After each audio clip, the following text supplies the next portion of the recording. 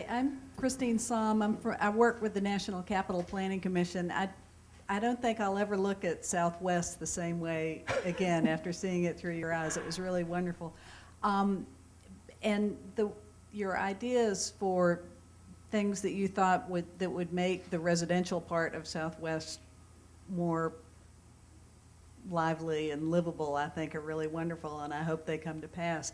But you know, there are really two Southwests. There's there's the federal part above the freeway, and there's the residential part below the freeway. Do you have any thoughts about, I mean, do you think that the federal part has any redeeming qualities, and do you think there's, you know, have any ideas for what perhaps should happen up there? Well, I have to say I hadn't paid a lot of attention to it because I think it would require a lot more study. It's a lot tougher because, you know, you got all the security issues and, you know, now to even bring in retail or restaurants. Like, if nothing else, as an Enfant Plaza has tremendous potential. It's much too wide. You got this meridian in the middle. I've always thought if you could just recapture that for restaurants and bars, and then it would lead people all the way down to the fish market. You know, I think Banneker Point, this connection in Enfant Plaza, because at the other end, I think you go right to the castle, right?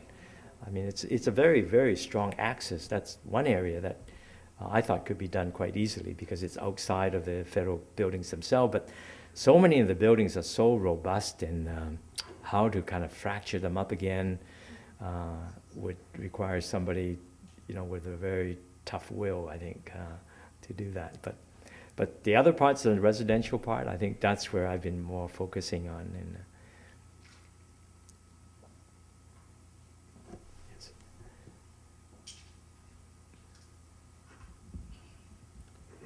I'm Bob Hershey. I'm a consulting engineer. Could you tell us a bit more about the acoustics at Arena Stage? Okay. Well, you know, in the big picture of the complex, we had this problem of the single wall buildings. They're both listed heritage, so you have to take them apart, or you have to rebuild it from the inside to create the double wall. Because the way acoustics works, you have to have airspace, about 4 to 6 inches between two walls, so that the vibration from one wall won't translate to the other. So that proved to be difficult. So I came up with this idea, well, just envelop it, shrink wrap it with a glass wall, because that's your second wall. So in the big picture, that was the main issue. And of course, making sure all the mechanical rooms are on isolators, they're separate. Every performance venue, where possible, are actually floated on neoprene pads or little springs so that the vibrations don't come through and translate to each other, especially the workshop areas where the sawing and the heavy work had to be taken. In terms of the Krieger functioned quite well acoustically, except for the top balcony. At the very top, there was some back rows that we took one catwalk out, actually, to improve it. And we actually took the stair that was inside the Krieger out to allow better sound from inside the room. Fit channel I talked about already. But acoustics is everything in a theater component, and there's 1,001 little items that you have to take care of. All the lights that we have sometimes are on little transformers. They all have to be isolated, otherwise you hear the buzzing in the back. You know? So the issue with acoustics is it's the silence in between the sound that you have to capture, because it's in the silence that you have the tension for the performers, right? So first you have to create silence, and then you work from there. So you have to kind of subtract out everything that create sound interference. And then of course to make sure the sound is coming back to the audience in a variety of ways, so you're enveloped by sound rather than sound only coming from one direction. That's why it's never that pleasant to have performances on the outdoor, because the sound is only coming out from one direction. There's a certain lacking of envelopment when the sound only comes from one direction. Speaking of sound, I look at your Speaking of sound, I looked at your spectacular library, and I think of libraries as a very quiet place. And then when you talked about the opera wanting to perform there, I thought, how do you pull that off? So Okay, describe yeah. to us, what does it Sure. sound like to be in that building? Right. So in order to balance that, I intentionally wanted to be a good performance space because I really felt that I'm big on multi-use of spaces, but on the other hand, I had to make sure I had enough absorption. So I put in a very thick, soft carpet, and then all the walls are very hard. So when you're designing a performance space, you have to start with designing the space very hard. You can always add absorption.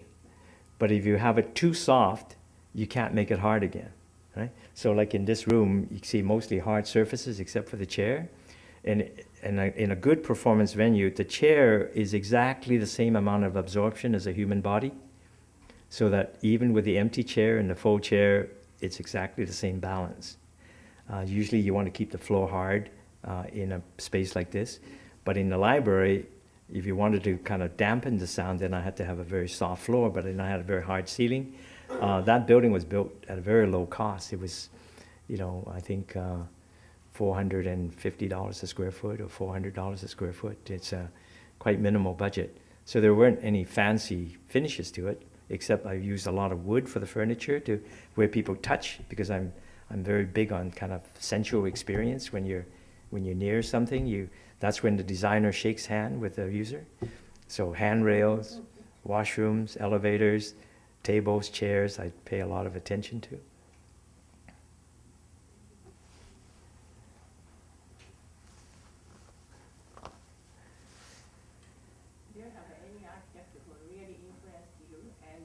What is your definition of modern architecture?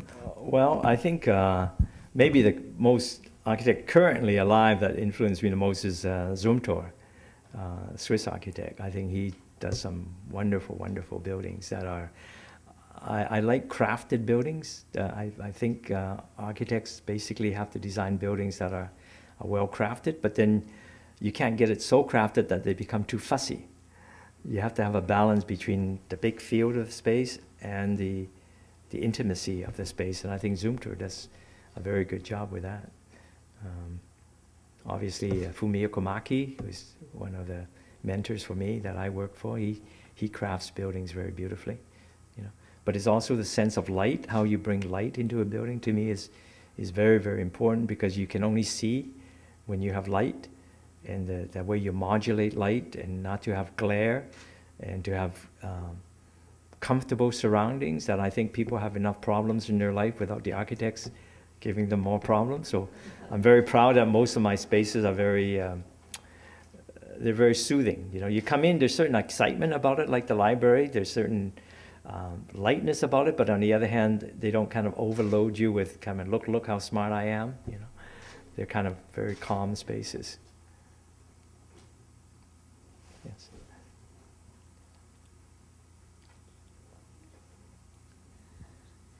You have by now at least familiarized yourself with the Southwest area. I'm just kind of curious, Vancouver made a conscious decision that it will not allow any freeways through the city.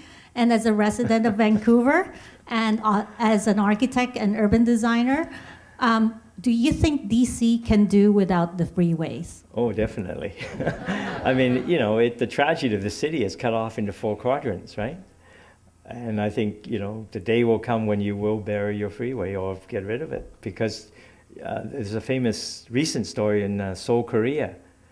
They took down a 8 or 10 lane freeway right through the middle of the city and brought back the river, and everything was fine. They don't have any real problems with it. I think it's the habits of people that we have to change.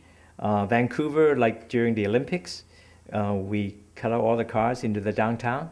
Now that we're finished with the Olympics, we have a net reduction of 20% of cars in the downtown because people just got used to it. But you have to provide the transit as an alternative, and the bike lanes and all these other things to kind of make up for it. You can't just cut. You have to provide the alternative. But I'm convinced that within certainly still my lifetime, I intend to live till I'm 100, but The freeways will go in Washington. It's inevitable because it's really so bad for your city. It's one sector of the city has totally disconnected from another, and I think many cities this will happen.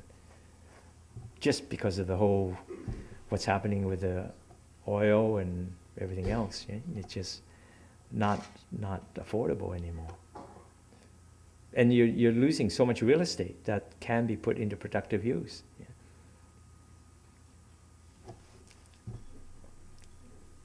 Yeah.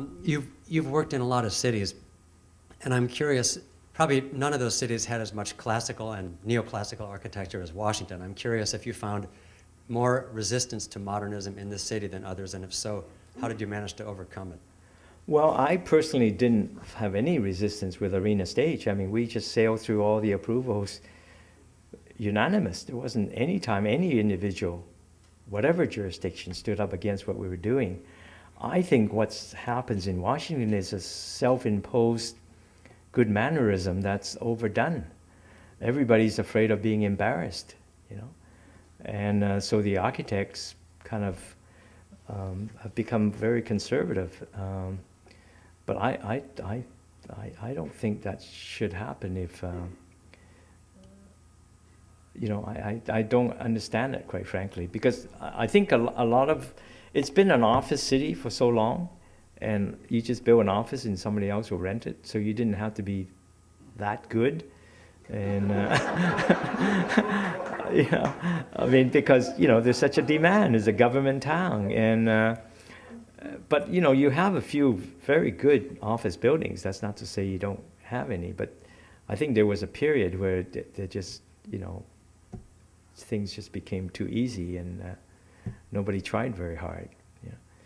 But I think this rigidity that comes from, I think, largely self-imposed. I don't think, you know, I don't think Pennsylvania Avenue could understand. Okay, that's, I remember even Arthur Erickson kind of, you know, there's a lot of debate whether or not the Canadian Embassy is one of his better buildings, because he was struggling with postmodernism. I remember I was in the office. He was agonizing in talking with me, you know, of it. But, you know, as Shulman, the photographer, said, you know, when I asked him about postmodern, he said, Bing, don't worry. He says, like they say in the circus, in between the big acts, the clowns come out. So, but you can't help it. As a practicing architect, you kind of get wrapped up with this, and you say, okay, am I in the mainstream, or am I going to be a clown, you know? So, and I think, you know, I think there are, within even those of us who worked for Arthur Erickson, there was that period. This is very obviously a building he struggled with, being in your capital and being such an important site. Right?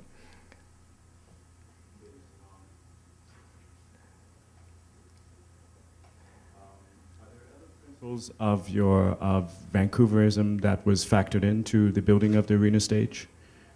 Well, Vancouverism it's a term that's used a lot now, and I think I want to clear the air in this example. The first time I personally heard of Vancouverism was from an Italian journalist who came to Vancouver, and I said, well, why are you here? He said, I'm studying Vancouverism. I said, well, why do you? He said, well, there's a term that's being used in Europe, and in Vancouver, I had never heard of that term, right? And then I started talking about it because I said, oh, there's this Italian journalist, and then other people started talking, Vancouver talking about it. Now it's become kind of a branding. But Vancouverism, there's no real definition of Vancouverism. I see it as very Jane Jacobs. Public space, small scale, walkable streets, where the public realm is more important than the private realm, where, you know, the developer will always look after the private realm, and the role of the citizen and the governing body is to look after the public realm. Right? Other people say no, it's the tower and podium idea where you have townhouses at the base and a tower at the top. I think that's just, I don't think that's Vancouverism. That's just, to me, that, and it's the neighborhoods, the fact that every neighborhood is unique. We have 22 neighborhoods in Vancouver. Every one is quite unique in its composition of people and the way the city has evolved. If you say what's Vancouverism about Arena Stage, I would say, oh, that's a funny joke on myself, because Brian Ackerman, he's managing our office here in DC. He and I went out in preparation maybe for this talk. We walked around Southwest, and I took a look at the Morris Lapidus building. I said, that's obviously Miami. Look at those big porches, right? And then I turned around, and it was Harry Wiesby. I said, that's obviously Chicago, because look at all the little windows and the brick walls. In the next sentence, I said, well, I did the same thing. I built a West Coast building for Arena. Because you come in the front and you see right through the building, and it's, you know, a lot of outside, inside space, the flowing of it. It's virtually a pavilion, you know, so I can't say, obviously I was conscious of it in terms of the Washington climate, but on the other hand, I wanted the building that kind of breathes and flows. So one of the most wonderful thing about Arena is you go in it on a day when it snows. But that's, to me, that's a sense of Vancouver. Maybe the lightness of the building, the fact that it's kind of more lyrical and curvilinear. Maybe that is more my personality than Vancouver, because a lot of Vancouver buildings are pretty rectangular too. Thank God you designed the West Coast building for the earthquake. I'm sorry? Thank God you designed a West Coast building for the earthquake. Oh, well, that's just a habit. You know, I think we knew that Washington was a very low earthquake-prone area, but I just felt as a professional responsibility, you have to kind of just do what is sensible, and so luckily we did, you know. We still have time for a few more questions. Don't be shy. Please raise your hands and we'll pass the mic over. Yes. Hi.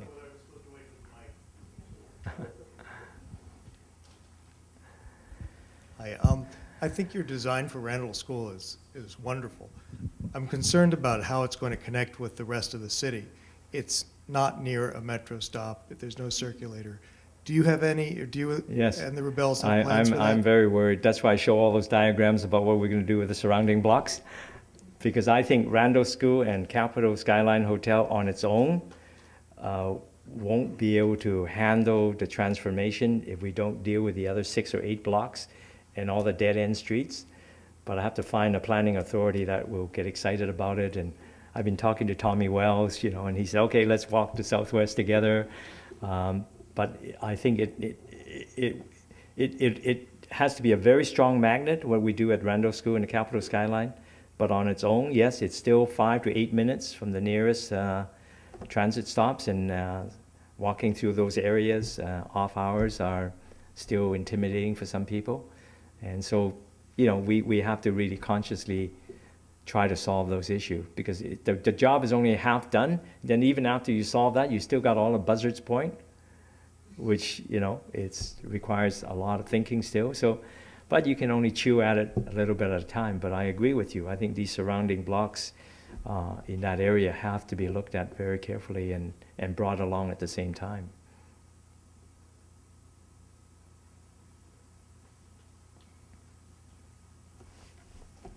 Ah, there's a lady here.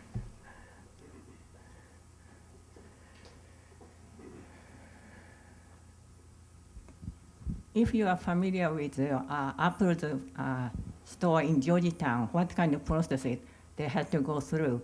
What kind of design, just in case, if you have the opportunity to build something in Georgetown, what kind of design you can think about? Well, actually, I did have an opportunity to design something in Georgetown, but it hasn't happened yet. It's the Catherine Graham House. There's a recent purchaser of that asked me to see what we could do with that, and I made a couple of suggestions, but we haven't come to any agreement as to what should happen. But certainly, you know, Georgetown's a very interesting area that needs some attention, and maybe, you know, I mean, I think East Bank has done a very good job at that one end where Katz Alley, is it? You know, that those heritage buildings, they were mixing heritage building with contemporary finishes at the end. I think that has tremendous potential. But I think on the main street itself, there's still this fear of trying to marry the two. And I think it's a bit overdone in terms of kind of, I think you can do marry contemporary architecture with historic buildings very beautifully. I think they did that very well in the alley where they brought the new and the old together. But on the main street itself, I don't think that's been permitted. But certainly Georgetown itself needs relooking because of the 10 years I've been here now, it's a very different street than it was when I first came.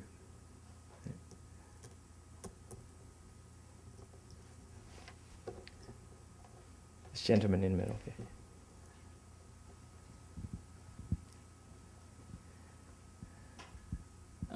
The DC HUD Act, which was originally kind of enacted as over concerns that the heights of the buildings were actually exceeding the technologies to fight fires at the time, but it is obviously still in effect today. And I was just kind of curious as an outside observer of DC, kind of what your opinions of the DC HUD Act were. Well, I think it's a very, very good question, and I can only speak of it from the Southwest point of view because, you see, with what's happening on the waterfront, which I was part of the early planning work, you have the Mandarin Hotel, which is already on a bluff, and then you have the fish market, which is some 60 feet below, and yet I think there should be some recognition that the terrain has changed, and therefore the flat pancake kind of height should be thought of a little differently. Clovis Smith, she lifted the buildings off from the ground to create the public realm to flow through, and she was able to convince the authority not to count the height until you reach the first floor. So she was able to kind of, I think there needs to be some finer grain thinking about that, because I think it's a little bit too there should be, I think overall it's very good, but I think we should recognize the fact that topography has changed and the land has changed, and therefore allow some variations in that.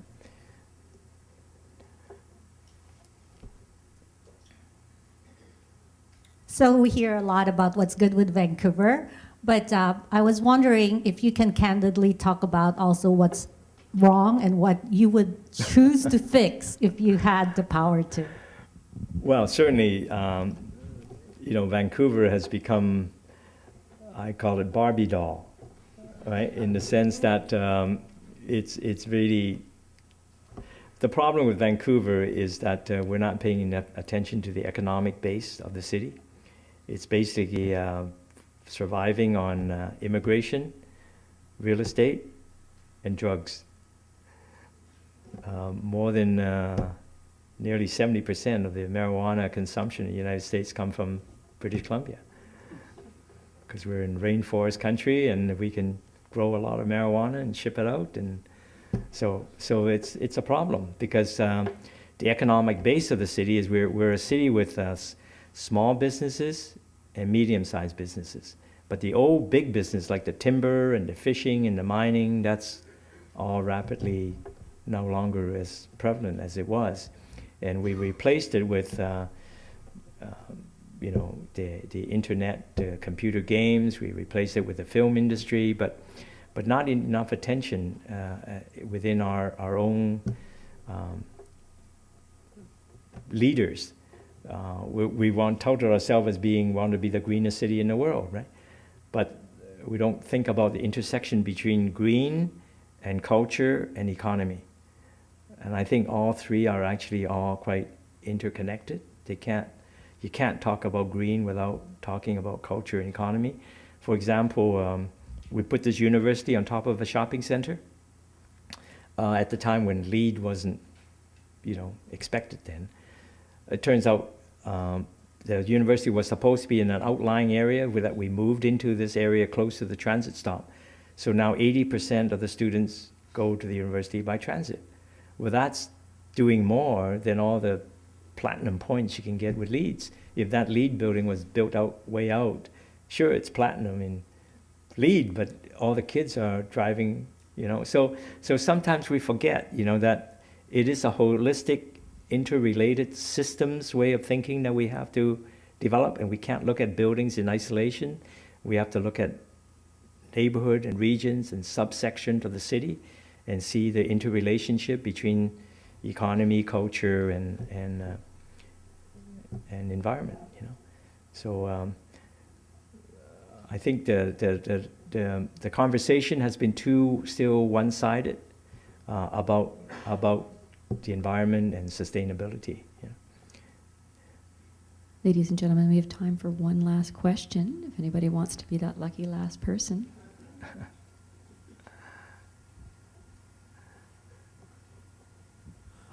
Overall, what sort of influences do you think the mid-century modern architecture movement has had on architecture today?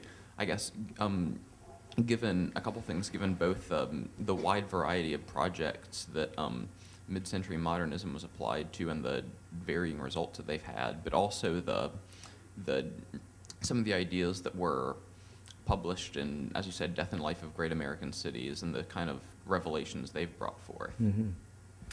Yeah, well, I think in terms of the Southwest, as I mentioned before, I mean, the debate about the garden city, the public realm, lifting the buildings up and creating this garden for all to share, it's a wonderful idea that has yet to be implemented.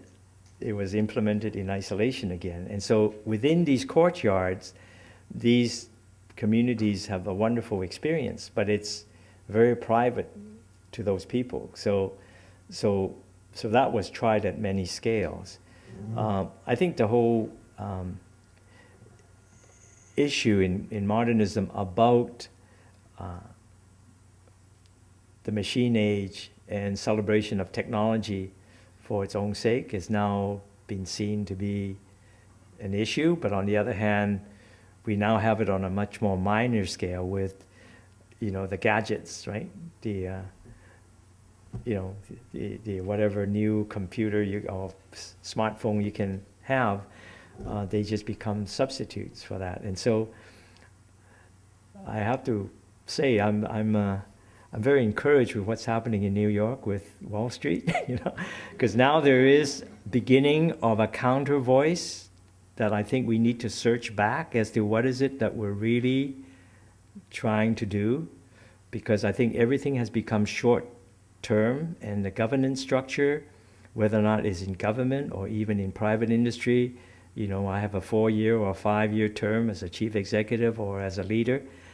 And our societies are getting so complex now that you can't plan on these short intervals. And when you do, we just head ourselves, you know, into a dead end. So I'm very hopeful that this type of conversation we're having now, hopefully everywhere, will get more of us thinking, because, you know, democracy, there is this issue of entitlement that we have now, that people feel they're entitled to something, but I believe that democracy you have to earn every day, every morning, every action that you take, you have to do your little bit to make it better. And so I think that situation with modernism and the infatuation with the machine age, we still have that issue, right? There's been ebb and flow in life and in our way of thinking. But wherever each flow, something always sticks. And when that something sticks, even with postmodernism, we learn to be much more careful about scale and history, even though we say, well, postmodernism went too far the other way. And so to me, it is this constant evolution, but each one of us have to take it in our own hands to recreate tomorrow. So, thank you.